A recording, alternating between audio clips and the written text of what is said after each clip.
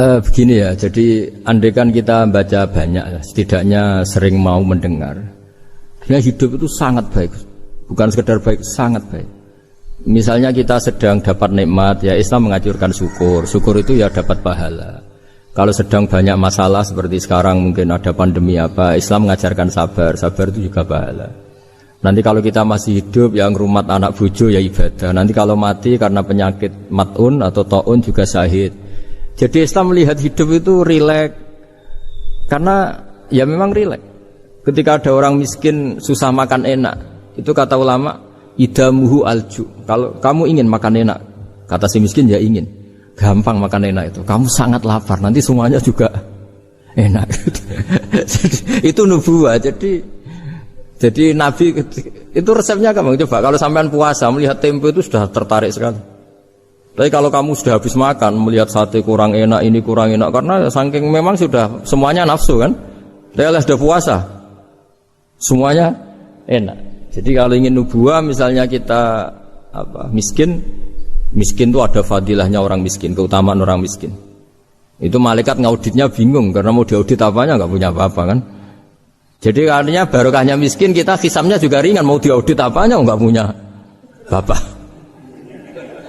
Iya kan?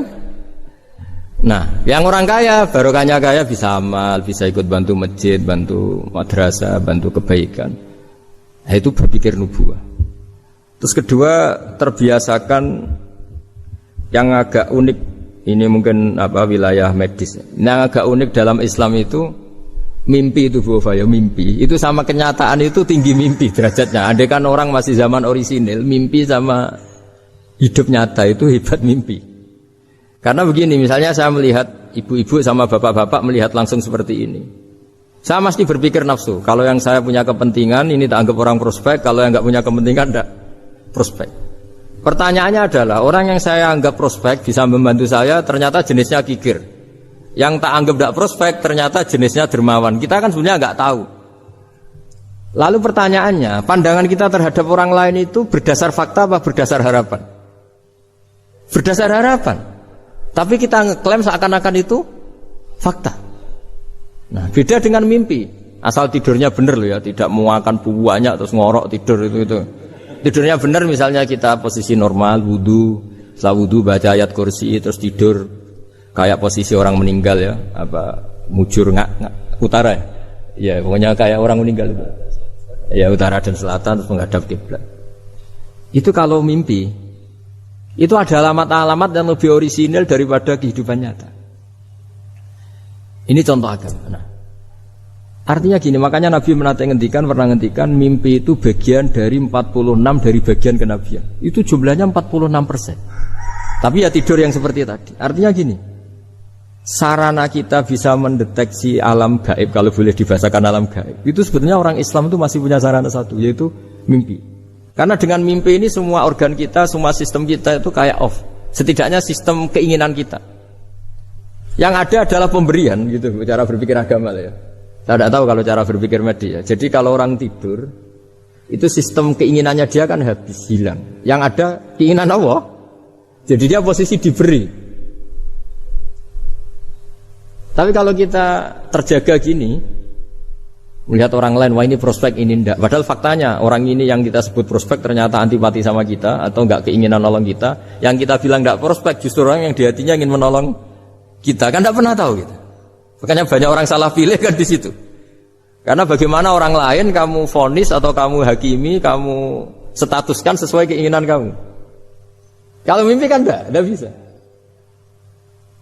Nah sehingga kalau dalam penelitian Bu, kenapa Nabi itu, mimpinya Nabi itu wahyu. Ya kan kalau dalam agama kan mimpinya Nabi itu wahyu. Karena tidurnya normal gitu. Normal artinya kelas A tadi lah. Makanya banyak orang awam pun yang wah sing tak sekseni persis mimpiku, yang saya saksikan persis mimpi saya. Orang awam saja ngalami, apalagi yang Nabi. Nah, artinya untuk mendeteksi nubuah selain tadi ya, kita kan seperti yang saya ceritakan berkali-kali, kalau ingin nubuah itu sebenarnya gampang, maksudnya bermental nubuah. Kalau saya sekarang hidup ya anggap saja bisa melakukan kebaikan lagi. Kalau sekarang saya mati atau akan mati, Anggap saja mati itu mengakhiri semua potensi keburukan Anda. Sekarang mungkin kita ada zina, ada korupsi, ada maling, tapi siapa yang bisa menjamin bahwa kita tidak akan maksiat di masa depan? Dengan mati potensi itu hilang. Makanya Nabi melihat mati itu ya sederhana. Wa tawaffani idza kanatil wafat khairan li. Ya Allah, hidupkan kami ketika hidup kami menambah kebaikan. Matikan kami jika mati itu mengakhiri kejahatan. Jadi Allahumma ij'alil hayata ziyadatan li fi kulli khairin wal mauta rohatan li min kulli syarrin. Ya Allah, ketika saya hidup, dianggap saja ini potensi menambah kebaikan. Kalau saya mati, dianggap mawon mengakhiri semua kejahatan. Sehingga ya mati itu pasti baik. Makanya kalau ada koruptor, ada preman mati, kalau kiai-kiai saya baik ya, sampai orang-orang tidak ikhlas. Baik di mana orang penjahat gini? Padahal kiainya di hatinya, ya baik sekarang tidak penjahat lagi, sudah mati. Nah itu ada ilmunya sebenarnya, karena kematian itu punya sisi positif. Orang tidak bisa jahat lagi. Ya saya kira demikian. Oke, ini ada pertanyaan berikutnya, Pak Sa. Ketika kita menyembelih sapi atau kurban yang kita kurbankan, kalau dilihat tampilan itu sehat ya, namun ketika disembelih itu ada beberapa bagian, misalnya hati, limfa itu terpesi cacing. Apakah yang sebagian terpesi ini membatalkan syarat kita kurban? Setelah itu apakah kita akan mengganti hewan atau bagaimana? Makasih. Kalau Islam ya, Islam kan istilahnya masyhur itu ya dalam pegangan ilmu usul fikih. Nahnu nahkumu bidzahir, kita ini hanya berpegangan yang kita lihat. Jadi kalau secara medis, secara apa sudah diperiksa oleh dokter-dokter hewan dinyatakan sehat, ya itu sah. Bahwa faktanya nanti ada limpa atau hati yang terinfeksi, ya itu gak usah dimakan tentu, tapi korbannya tetap sah. Nah beda dengan misalnya suatu saat mungkin ya ada satu kemampuan observasi medis yang komprehensif sampai hewan yang lahirnya sehat bisa dideteksi ini ya mungkin kalau milih itu karena harga murah ya menjadi dasar kan, karena motifnya kikir. Tapi kalau dari awal tidak tahu ya tetap sah, itu tetap sah. Ya, sambil nunggu pertanyaan, ini ada beberapa mungkin titipan pertanyaan. Titipan pesanan pesanan ya, jaga partai politik. Bahwa ya kalau dulu kan misalnya Nabi Ibrahim itu memang orangnya sudah Islaminya kuat, kan Allah itu memang sudah percaya dan memang pasrah gitu ya. Ketika ingin menyembelih putranya itu adalah untuk peningkatan keimanan atau ketakwaan. Nah kira-kira dalam aplikasi sekarang, kira-kira apa yang kira-kira bisa menyamai seperti itu? Kita misalnya sebagai orang kesehatan, sebagai pendidik, mungkin sebagai karyawan, kira-kira apa yang menyamai keimanan atau ketakwaan seperti itu, Pak? Oh ya, jadi saya punya kitab namanya Khilyatul Auliya. Di situ ada beberapa catatan orisinil ya yang ada di kitab Taurat, Injil yang masih orisinil, karena perawinya, pencatatnya itu orang yang Coro Jawa menangi lah, yang pernah neliti itu. Itu diantara yang diceritakan di kitab-kitab itu adalah memaklumatkan diri, bikin sarana publik yang mudah dimengerti. Jadi kita pakai contoh yang awam saja ya. Kita tahu kalau itu bidan karena di situ ditulis bidan siapa, Sri Handayani misalnya. Di situ dokter gigi ditulis dokter gigi. Kita tahu itu dokter gigi. Toko juga gitu, ini toko bangunan. Terus kita tidak salah pilih. Masa beli lipstik di toko bangunan? Semua itu barokahnya tulisan itu. Barokahnya maklumat itu. Nah, dulu yang dituhankan itu berhala. Berhala itu barang fisik muncul. Akhirnya nggak ada pilihan lain orang menyembah berhala karena itu yang dimunculkan. Sehingga agama ini syaratnya harus muncul. Yuzhirahu ala dini kulli. Agama ini harus muncul. Zuhur itu maknanya muncul. Makanya dikatakan waktu sholat duhur, karena di mana waktunya sangat jelas. Karena maknanya zuhur itu muncul. Nah, Nabi Ibrahim itu Nabi yang setiap malam munajat itu doanya gini ya, enggak doa ya kayak bergumam emosi. Tapi emosinya Nabi. Ya Allah, dunia ini tidak fair. Engkau zat yang begitu penting. Engkau Tuhan yang mengatur alam raya ini. Kemudian orang tidak mengenali engkau. Coba betapa buruknya bangsa Indonesia kalau nggak tahu kalau presiden itu Pak Jokowi misalnya. Atau orang UGM nggak tahu rektornya itu Pak Manut misalnya. Dekannya Bu Ova di kedokteran. Itu kan lucu. Atau anak kamu nggak tahu kalau kamu orang tuanya. Itu kan mangkel loh betul itu. Tahu aja enggak. Nah, Ibrahim itu tiap malam gitu. Dunia ini tidak fair. Engkau Tuhan yang begitu penting menciptakan langit bumi, kemudian manusia itu tidak mengenali engkau. Bahkan menyembah selain engkau. Wah, itu. Nah, supaya Allah diketahui gimana? Terus ada simbol-simbol itu. Ada masjid, ada pengajian, ada macam-macam. Nah, ilmu sosial juga gitu.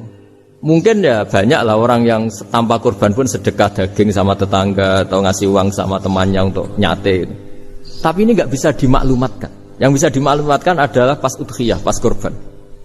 Jadi intinya gini, kebenaran itu menjadi baik. Itu kalau dimaklumatkan terus orang lain mudah mengakses.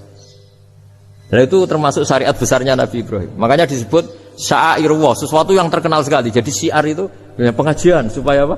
Syiar itu harus terkenal. Nah barokahnya terkenal itu menjadi tahu. Misalnya ini masjid diketahui. Masa kan nyuwun sewu misalnya ini klub saja ada namanya, masjid nggak ada misalnya menaranya. Orang mau ke maksiat gampang mencari, mau ke masjid enggak. Makanya Mbah Mun guru saya itu termasuk unik, berfatwa masjid itu wajib ada menaranya. Dulu saya iskal wajibnya di mana. Tapi setelah saya pikir-pikir memang menara itu penting karena tadi mau tempat maksiat saja gampang, masa ke masjid susah. Ya. Terus tulisan kamar mandi juga penting karena dengan itu tamu nggak mikir kan. Ya kalau nggak ada tulisannya yang cowok ke wanita, yang wanita ke cowok kan ya ribet. Nah, di antara syariat Nabi Ibrahim yang mendekatkan ke Allah apa? Memaklumatkan. Ya, memaklumatkan bahwa Allah adalah Tuhan dengan berbagai cara. Mulai pelatihan, mulai macam-macam.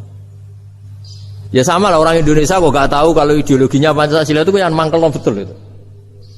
Saking nggak disosialisasi misalnya atau nggak dimaklumatkan. Jadi awalu hadzal-din itu at-tahaddi atau wal i'lam. Pertama Nabi jadi nabi dari Gua Hira, itu ya langsung naik ke Gunung Safa, memaklumatkan diri kalau beliau nabi yang mengajarkan tauhid. Jadi makanya saya ini ya umumnya orang kiai lah, saya Pak Zeni semuanya. Itu sebenarnya inginnya juga orang yang karena apa? Karena tidak tahu kan? Makanya pertama kali ibadah sama Allah itu apa? Ma'rifatullah.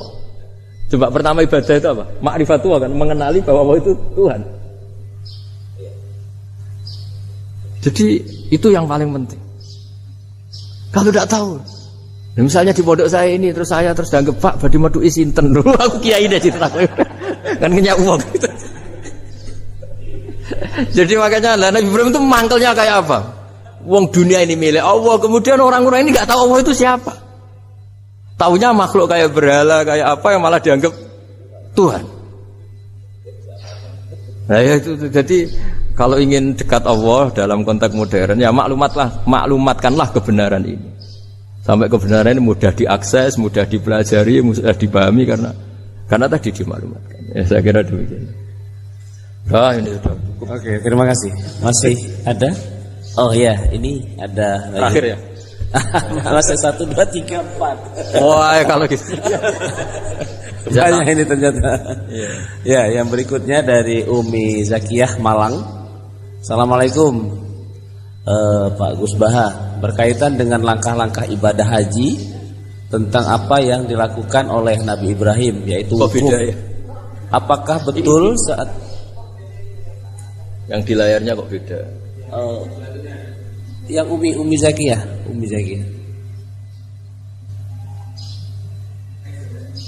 Next.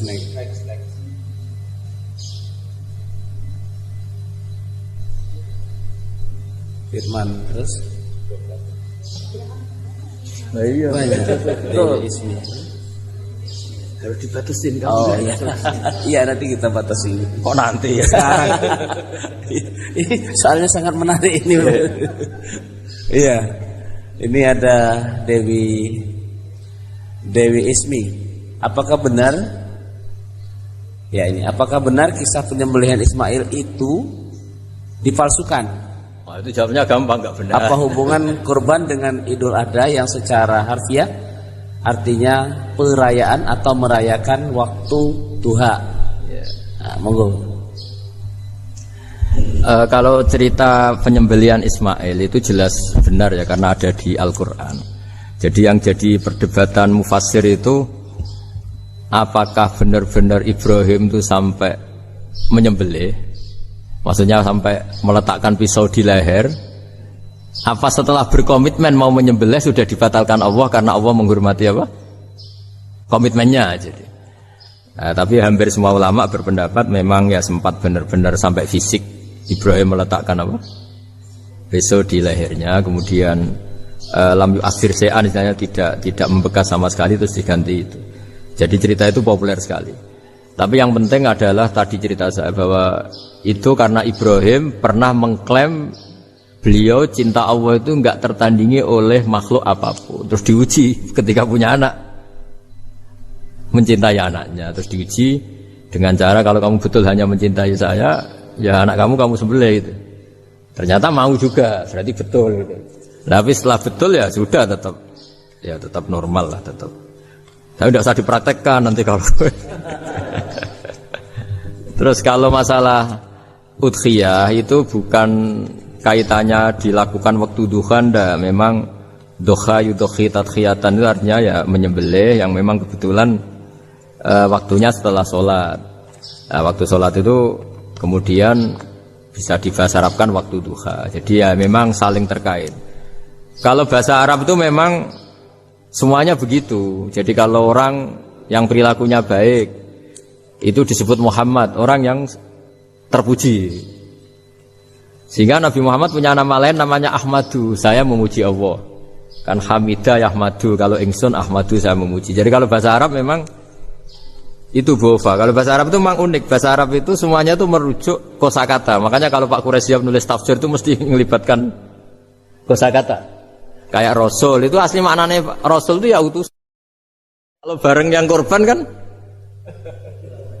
harus sama suaminya orang kan.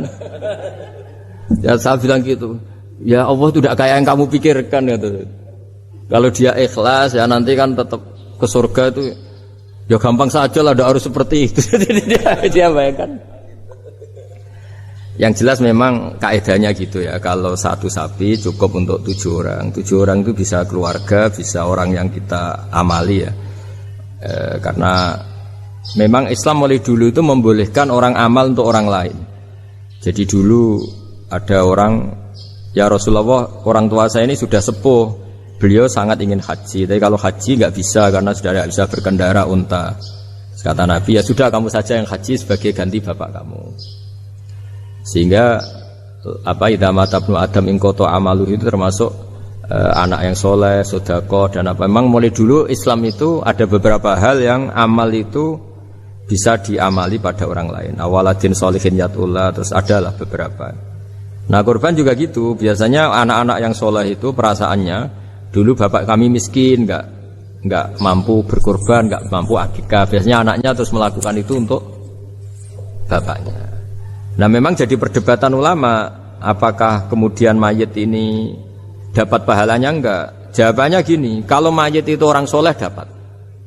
Kalau nggak soleh, itu kemungkinan dapat kecil. Misalnya gini, ada mayit yang zaman hidup itu antipati ngamal. Kok enak, duitku sing ilang wong liya nyate gitu. Dia mentalnya mental kikir yang beranggapan kok kenaan tetangga kami, uang kami yang habis, orang lain yang nyate. Terus dia mentalnya gitu dibawa mati. Kemudian anaknya soleh berkorban untuk bapaknya. Lah yang seperti ini ada potensi gak sampai karena dia tidak pernah punya niat. Itu beda dengan orang yang zaman hidup memang ingin korban, cuma secara ekonomi nggak mampu. Makanya pentingnya innamal a'malu binniyat itu di situ. Amal itu terserah niat. Dalam banyak sarah ya, sarah itu penjelasan yang rinci itu dijelaskan. Kenapa orang mukmin masuk surga selama-lamanya padahal dia jadi mukmin hanya 80 tahun. Misalnya kita hidup di dunia kan rata-rata 80 tahun. Karena dia berkomitmen andikan hidup 1000 tahun juga tetap mukmin, andikan hidup 2000 tahun ya tetap mukmin, tetap sholat. Setiap orang soleh perasaannya kan gitu. Andai kan kita hidup 2000 tahun juga tetap seperti ini kan, ya tetap sholat, tetap. Nah, sehingga karena niat itu dia diganjar surga selamanya. Karena dia bayangkan andai kan di dunia selamanya juga akan iman selamanya. Nah, orang kafir juga berkomitmen gitu. Yang belum rubah maksudnya. Kalau dia hidup ya akan kafir terus. Ya, makanya dia kafirnya 80 tahun, misalnya hukumannya juga neraka yang lama sekali karena. Nah, kira-kira itulah. Makanya kalau mayat tidak soleh ini kita yang sebagai ulama berdebat karena tadi. Itu kan ibarat gini, ada mayat sama sekali gak pernah sholat, bahkan dulu itu mengkritik orang sholat. Terus dia mati, anaknya jadi orang soleh sering tanya saya, Gus sholatnya bapakku tak kodoin ndak? Wong era sholat kodoin yuk kaku hati kan? Beda dengan misalnya kita punya bapak soleh, misalnya terus pas beliau koma, ya misalnya ini koma 2 hari kan keluarganya kalau ngodoi kan paling 2 hari pas koma. Lah ini orang nggak sholat mulai kecil sampai tua sampai mati, anaknya soleh tersiksa, anak saya tak kodoi. Lah bapakmu sholat boten, wah ya kesel gue. Sudah kesel, orang ini nggak pernah berkeinginan sholat. Kan beda dengan Nyun Sewu ibu saya atau bapaknya Mbak Ova. Memang ibu saya ya tidak sholat itu karena sudah koma atau sudah apa, sudah banyak alat-alat medis yang terpasang. Ini cara ngodoi jumlahnya ya jelas dan sungguh karena memang beliau andikan sehat komitmennya juga sholat. Nah ini yang orang kadang salah kaprah. Bisa enggak amal sampai mayat? Sebetulnya di dunia ulama perdebatannya bukan masalah sampai tidaknya. Mayatnya ini siapa? Gitu. Kalau mayat ini soleh jelas dawuh Nabi man sanna sunatan hasanatan falahu ajruha wa ajru man amila biha ila yaumil qiyamah. Orang baik kemudian mengajarkan kebaikan pasti dia dapat investasi kebaikan itu. Dan siapapun yang meniru dia dapat sahamnya. Itu enggak ada perbedaan antara NU, Muhammadiyah, Wahabi, semuanya sama. Yang debat itu yang enggak paham. Tak jamin itu yang debat itu yang enggak paham. Wong hadisnya jelas sahih apa? Siapa yang mensyariatkan kebaikan, kemudian kebaikan itu ditiru oleh orang setelahnya, maka dia akan dapat kebaikan itu dan kebaikannya orang yang meniru itu. Itu kan hadis, soalnya nggak ada perdebatan sama sekali.